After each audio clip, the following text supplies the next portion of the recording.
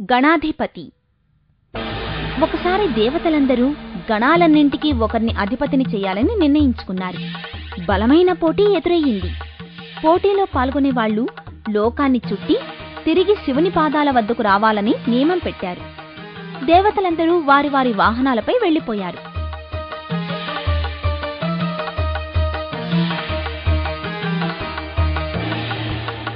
గణేశుడు కూడా ఈ పందెంలో పాల్గొన్నాడు.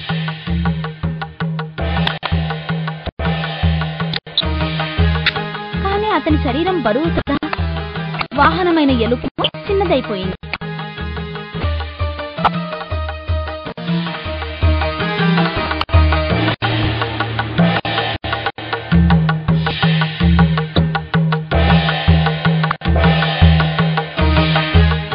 ఎలుక ఏమాత్రం ఉపయోగపడలేదు.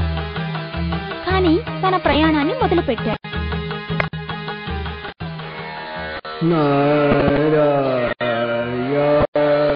దారిలో నారద మహర్షి ఎదురయ్యారు. ఎక్కడికి వెళుతున్నావు అని అడిగాడు. ఈ పలకరింపు గణేశునికి చాలా కోపం కలిగించింది. పైగా పోటీకి వెళ్తుంటే ఒంటి బ్రాహ్మణుడు ఎదురయ్యాడని ఇది అపశకునంగా భావించాడు.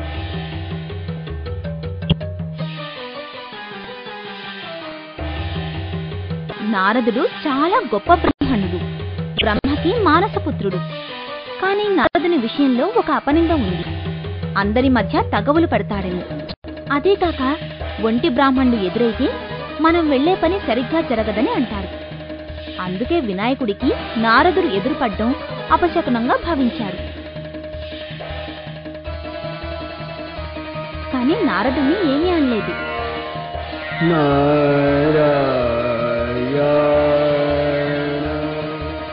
అయితే నారదుడు వినాయకుణ్ణి ఓదార్చి ఎందుకలా దిగాలుగా ఉన్నావు అని అడిగాడు. అప్పుడు శివుని కుమారుడైన వినాయకుడు తన దిగులుకు కారణం చెప్పాడు. అదీకాక ఈ పోటీలో పాల్గొని గెలవాలనే ఉద్దేశాన్ని కూడా చెప్పాడు. నారదుడు వినాయకుణ్ణి బాధపడవద్దని ఓదార్చి ఒక ఉపాయం చెప్పాడు. పెద్ద వృక్షానికి కూడా విత్తనం అతి చిన్నది. అలాగే ఇంత పెద్ద విశ్వం రామశబ్దంలోనే ఇమిడి ఉంది. అందువల్లే నేలపై రామశబ్దాన్ని రాసి చుట్టూ గిరిగీసి ప్రదక్షిణలు చేసి పందెం గెలుచుకో అని చెప్పాడు నారదుడు.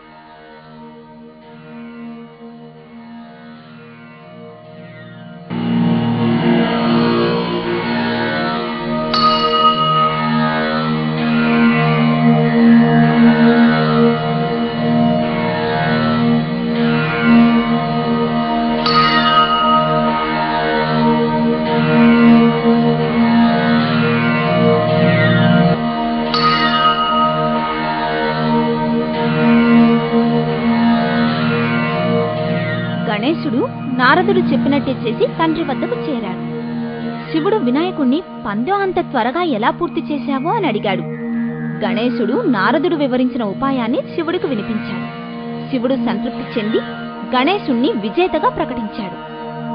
అప్పటినుంచి గణేశుడు గణాధిపతి మరియు వినాయకుడు అనే పేర్లతో పిలువబడుచున్నాడు.